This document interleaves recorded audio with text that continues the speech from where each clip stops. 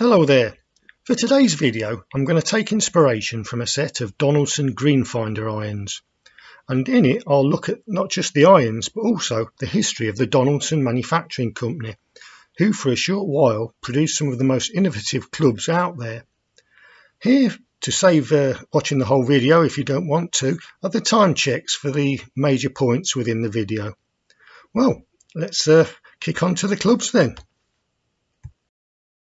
We'll start by taking a look at the woods in the usual way, and it should be obvious straight away that these two aren't from the same set, and also that this one is a laminated maple head. So let's start with this one then. Nice insert there, black, white, black. And this is a Wilson wood, Wilson Sam Snead model. You can see the Wilson flag motif there.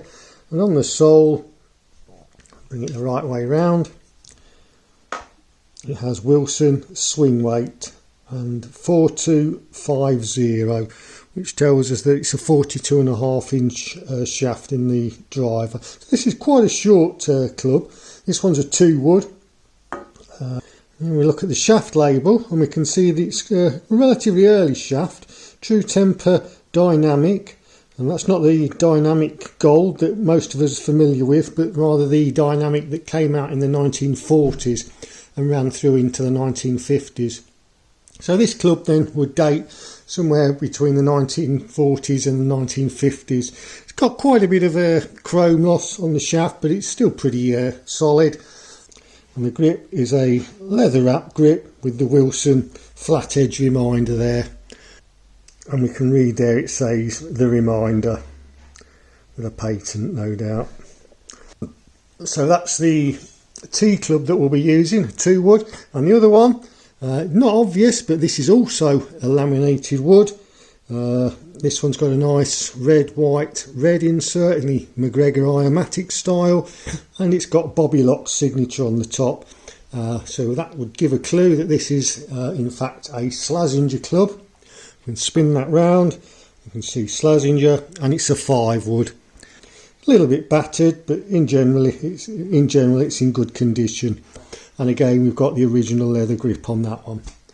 So that's the 2 woods that I'll be using, a 2 wood and a 5 wood. Now let's have a look at the irons. Right, here are the irons, or some of them. I've got 5 irons here from the set. The set is a 3 through to sand wedge, but I've got 3, 5, 7 pitching wedge and sand wedge. Stunningly named or designed club. Very clear what the model is. I'll just bring this one round so we can look at it in a bit more detail. But straight away we can see that it is the Greenfinder model. And we've got a logo there, which is a D. I don't know whether you can make that out or not.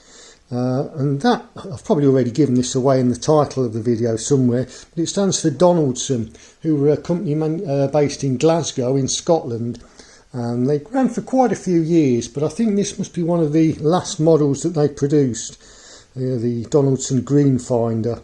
Very nice ferrule on it there, black and then gold, red, gold. On the sole we've got very big numbers, so there's no mixing these up. You can see that one's the number 3, but in the opposite way round to the number we've got the Donaldson cleat mark, which was a bird. So why they're one's one way up and the other's the other way up, I don't know. On the face, it's just a plain face, got a little bit of damage on the bottom of that one with frosting across the grooves. Quite a high toe, and the design of the blade itself is along the DW brand or the John Letters Master Model series, with weight across the top there, which is often said will help to keep the ball flight down. Very attractive club though. So that's the 3 iron there. And just have a quick look at the 7 iron. But there's a lot of difference in it really. Again, we can see there's a little bit more weight on the sole, and again we've got a big number 7 on the bottom there, and the opposite way up we've got the bird cleat mark. And that repeats all the way down through to the pitching wedge. Again, we've got big letters on that one, P/W. On the sand iron, Get that one last of all. Slightly different design, as is often the case. More weight on the sole, that's where you need it on a sand iron. With a good bit of bounce on there. And we've got SW sand wedge. And again the bird the other way up. There is no shaft label on them at all. Whether these have been taken off at some point, I don't know. But the clubs are in such good condition that I wouldn't have thought anybody would have bothered taking the shaft labels off. Right, the grips themselves, they look like the originals. I don't know whether you can read that on the end there, but it's an Avon Merlin grip. I might be able to get a dating idea from that actually. I think that these are probably around the 1970 era. I'm not actually 100% identified them yet. I'll try and do that when I do a bit more detail about Donaldson as a company. Got a nice grip ferrule on there. So yeah. That about sums up the irons. Right, this isn't the putter. I just left it here because it's got Greenfinder on it. And that ties in well with the putter that I have, which is another Donaldson one, a much earlier one. And this is the pin finder. So the irons find the green for us. The putter finds the pin. I wonder if there was a wood set called Fairway Finder. Make a nice match set if there were. Anyway, let's put the iron away and take a look at the putter. This is a coated shaft club, pointing that out straight away, so it's quite a bit older than the irons, probably 1930s. It says there balanced for professional play. I'm sure this was used by all and sundry, not just professionals. On the sole we've got Donaldson of Glasgow and the number 9, which was the number generally used for the putter. Irons often ran from 1 through to 8, and number 9 was the number used for the putter. It's a dot face club. It's been polished fairly recently, I think. Somebody's restored this one. Nice ferrule there. That looks original. The grip, nice, what I presume is the original leather wrap grip. Before I move on from this, I just want to bring in another club which shows how the brands would share designs and such. I'm not sure who made this one that I'm just bringing in. It is stamped John Letters. We can see the bridge cleat mark there. John Letters' name, and their model is the Mamba Special. It's a 3 iron. Again, it's got a coated steel shaft. But the thing that's interesting is the design. They're obviously very similar with this toe weighting here, and both of them, it says balanced for professional play. So who actually made this design? They obviously made it for both Donaldson and John Letters. I suspect it might have been made by St Andrew Golf Company, because they did make this almost augmented style of head where we've got toe weighting.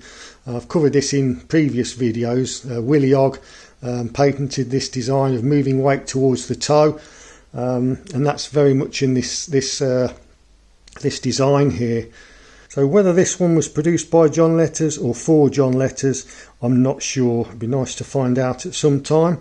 But as I say, I think it's probably by the St Andrew Golf Company, who had a tie-in with Wilson, and Wilson it was who patented the augmented design.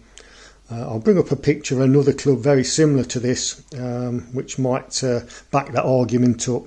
But there we go, that's the putter that I'm going to be using. Take this one out of the way and we'll finish on that one. Time now to delve into the history of the Donaldson Manufacturing Company. And I'm sorry to have to say that once again we find another UK club manufacturer about whom there is very little historical information. So I'm relying yet again on that excellent website, Antique Golf Clubs from Scotland. Donaldson Manufacturing Company appear to have started sometime in the early 1920s and produced some notable club designs in a short space of time. Perhaps the best known of these is their Rangefinder series, one of the early moves towards matched sets of irons. These were produced from the hickory era well into the steel shaft era. And a notable addition to the range, and perhaps their most innovative of clubs, were the patented Rangefinder Rapier series. These were some of the first steel shafted clubs, and their key feature was a threaded shaft to enable club heads to be unscrewed and swapped over.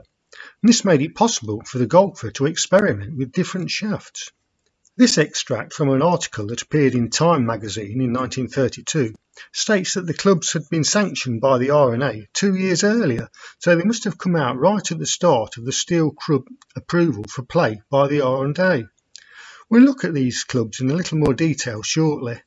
The company went into liquidation around 1935, but was offered for sale as a going concern, and we must assume that it was bought as such because it was still active until at least 1965, as shown by this list of club manufacturers from Golf World magazine, February 1965. Coming back then to that threaded shaft in the Rangefinder Rapier, for me one of the most fascinating developments that Donaldsons produced. And here is an advert from a British magazine with a fondly described wee kiltie, showing how easy it is to change heads. The advert also shows that the thread is tightened as the ball is struck, and that for left-hand clubs the thread is reversed so that again the head is tightened during play. The range of clubs is large, and intriguingly it says that steel-shafted wooden clubs on similar principles will follow shortly. The advert goes on to say that a golfer can experiment with different shafts to see which they prefer. So here again is another example of the saying that there's nothing new in golf. What we might have thought to be a recent innovation, interchangeable shafts for club fittings, have in fact been around for almost 100 years. Can we say when these shafts first appeared though? The heads of the Rangefinder Rapier clubs generally show patent numbers. These two clubs are good examples of that, a Niblick and a Rangefinder Bunny putter. I've tried to find details for these numbers, and while I've been unsuccessful with the GB patents, I was able to find a copy of the US patent 1665811, which was filed right back in August 1926 by W.J. Haddon on behalf of Donaldson Manufacturing.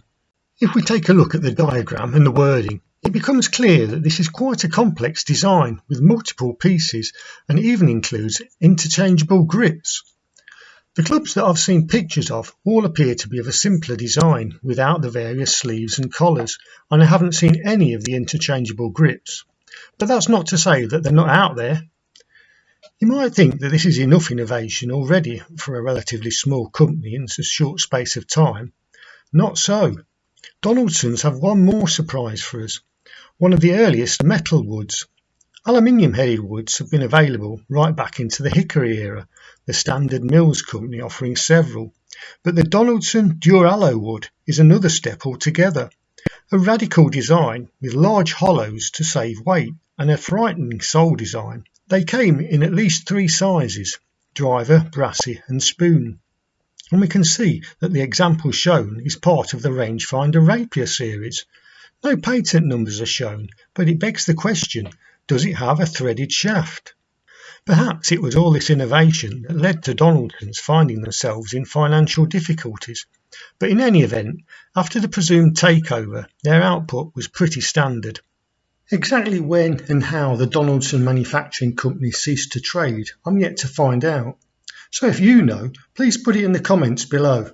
Let's take a look now at some of the irons that Donaldsons made in the steel shaft era. First up are 3 Rangefinder Rapier irons, all with coated shafts and dot faces. The first one has the patent numbers, so we can safely assume that it has a threaded shaft. While this second one, with a flamboyant script, says patented on the sole. Note also the DM Company Scotland circular logo, used quite a bit on earlier clubs. The final one has a more modern look to it, so I'd guess is the most recent of the 3. See the bird cleat mark on the sole, like the featured irons. Here we have the Rangefinder Deluxe, this one with a coated shaft and lined face, and this one with a chrome shaft and lined face. Next up are 2 versions of the Strad model, both a coated shaft and dot face, so would most likely date to the 1930s. The shaft on the second one shows a nice mark for Apollo shafts, and this is a straight shaft rather than the made under license True Temper step type.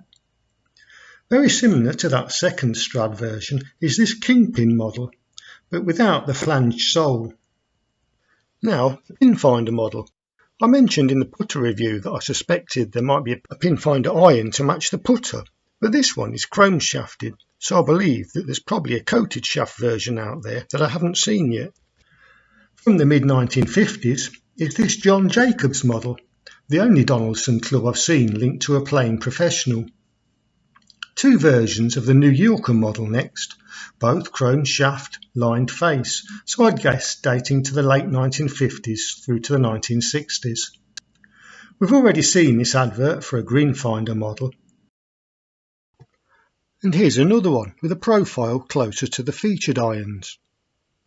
And that brings us finally to the Greenfinder model reviewed in this video, and I wouldn't be surprised if this was the last design that they produced. Well, that covers all the iron models that I've found so far. Time to look at the lofts of the clubs reviewed. In the longer irons, the clubs are pretty much to my ideal lofts, but then once we get to the 8 iron, they start to take some crazy jumps, culminating in a 57-degree pitching wedge and a 62-degree sand wedge. Massive lofts for the time. In part 2, I'll take these clubs onto the course and see how I can play with them. Well, thanks for watching. I hope you enjoyed it, and I hope to see you next time. Bye!